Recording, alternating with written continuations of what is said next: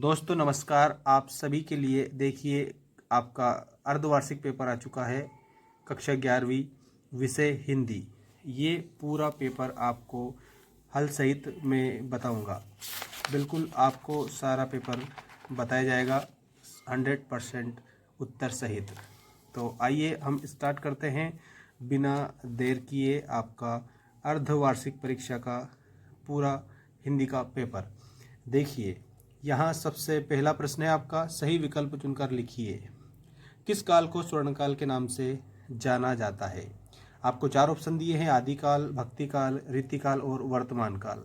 तो यहाँ पर आप लोगों को बता देना है भक्तिकाल। ये जो ऑप्शन सेकंड है ये आपका इसमें करेक्ट हो जाएगा, भक्तिकाल। ठीक है, भक्तिकाल आपका करेक्ट उत्तर होगा। इसके बाद में आप लोगों को नेक्स्ट जो क्वेश्चन है वो ध्यान रखना है, नरसी जीरो माहेरो किसकी रचना है? यहाँ पर ऑप्शन दिए हैं महादेव वर्मा, निराला, जयशंकर प्रसाद और मीराबाई। तो इसमें आपको करेक्ट उत्तर मीराबाई बताना है। ठीक है, मीराबाई आपका करेक्ट उत्तर हो जाएगा। इसके बाद में आपका अगला जो प्रश्न है, कवि भवानी प्रसाद मिश्र के पिता कितनी दंड नित्य प्रति लगाते थे? मतलब कितनी दंड बैठक लगाते थे वो? तो 260। ठीक है, दंड 260 करके मतलब 260 दंड बैठक लगाते थे। इसके बाद देखिए अनुभाव के कितने भेद होते हैं? तो अनुभाव आपके ऑप्शन दिए 1, 2, 3 और 4। तो अनुभाव के 4 भेद होते हैं। कितने भेद होते हैं? तो आपको 4 भेद बताना है। एक तो कायिक, मानसिक, एक सात्विक, एक आहार्य, इस प्रकार से। इसके बाद में अगला जो प्रश्न है वो देखिए, कविता का गांधी किसे कहा जाता है? तो कविता का जो गांधी है वो भवानी प्रसाद मिश्र को कहा जाता है। तो आप भवानी प्रसाद मिश्र करेक्ट उत्तर में लिखेंगे, भवानी प्रसाद मिश्र।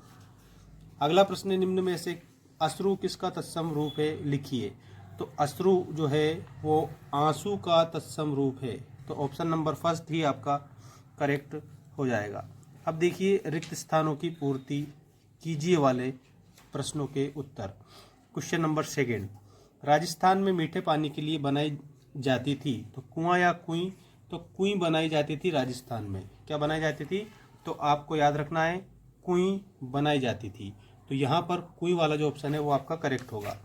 चंपा काले काले अक्षर नहीं चिन्हती ने लिखा है, किसने लिखा है? या त्रिलोचन दिया है, भवानी प्रसाद मिश्र दिया है। तो कवि त्रिलोचन ने लिखा है, चंपा काले काले अक्षर नहीं चिन्हती। ठीक है, वह लड़का गधा है मैं शब्द शक्ति है। लड़के को लक्ष्य करके है, अर्थात यहाँ पर लक्षणा शब्द शक्ति है। रचना के आधार पर वाक्य के भेद, तो रचना के आधार पर वाक्य के कितने भेद होते हैं? तो आपको बताना है 8 भेद होते हैं। ठीक है, 8 भेद बताएंगे। अब अगला प्रश्न है, क्रिया की विशेषता बताने वाले शब्द कहलाते हैं। क्या कहलाते हैं? तो क्रिया की अगर विशेषता बताएंगे तो वो क्रिया विशेषण कहलाएंगे। ठीक, जो बिना वेतन काम करे कहलाता है तो वो अवेतनिक कहलाता है। क्या कहलाता है? तो आप बताना है अवेतनिक। ठीक है, अब आप जोड़ी मिलाएंगे। ठीक है, आप लोगों की जो जोड़ी है ये आ चुकी है, सेवा सदन। ठीक है, तो ये आप लोगों को प्रेमचंद जी से मिलाना है। सेवा सदन किसकी रचना है? तो मुंशी प्रेमचंद की है। ठीक है, परिमल, परिमल किसकी है? तो यहाँ पर आप लोगों को निराला जी बताना है। कहानी का मूल तत्व, तो जो कहानी का मूल तत्व होता है वो आपको कथानक लिखना है। इसके आगे कथानक, क्योंकि अगले पेज में है वो कथानक लिखा है, कथानक। ठीक है, देखिएगा ये आप लोगों का यहाँ पर लिखा है कथानक। ठीक है, बांस का पुल, तो जो बांस का पुल है वो ये सर्वेश्वर दयाल सक्सेना। ठीक है, ये लिखा है सर्वेश्वर दयाल सक्सेना बांस का पुल। ठीक है, अब आपको यहाँ पर देखना है, देखिएगा यहाँ त्रिलोचन का जन्म तो यहाँ 1917, दुष्यंत कुमार का जन्म तो 1933। अब सत्य असत्य वाले जो प्रश्न हैं वो आप देखिएगा। साय में धूप गजल संग्रह है, तो यहाँ पर आप लोगों का क्या हो जाएगा? तो आपको यहाँ पर बताना है सत्य, सत्य आप इसमें लिखेंगे। ठीक, दोहा छंद मात्रिक छंद है, तो बिल्कुल इसमें भी आपको सत्य बताना है। विधायी संभाषण सत्यजीत राय की रचना है, सत्यजीत राय की नहीं है, बाल मुकुंद गुप्त की है। तो ये असत्य आप इसमें बताएंगे, असत्य। जो कभी ना मरे अजर है, तो जो कभी ना मरे वो अजर नहीं होता है, वो अमर होता है। तो ये असत्य आपका हो जाएगा। कबीर भक्ति काल के कवि नहीं थे, तो ये भी आपका असत्य होगा, क्योंकि यहाँ नहीं दिया है। वो तो कबीर दास जी भक्ति काल के कवि थे। इसका मतलब यहाँ पर असत्य आप इसमें लिखेंगे। हिंदी भाषा की लिपि गुरुमुखी है, तो ये भी आपका असत्य है क्योंकि हिंदी भाषा की लिपि देवनागरी है, तो यहाँ पर आप बताएंगे असत्य। ठीक है, अब यहाँ आप देखिए एक शब्द या एक वाक्य में उत्तर दीजिए वाले। देखिए एक शब्द में उत्तर दीजिए, रीतिकाल की समय अवधि बताइए।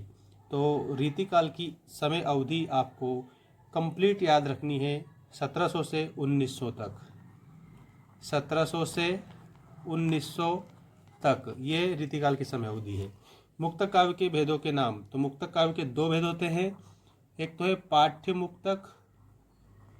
मुक्तक और दूसरा है गेय मुक्तक। ठीक है, पाठ्य मुक्तक और गेय मुक्तक।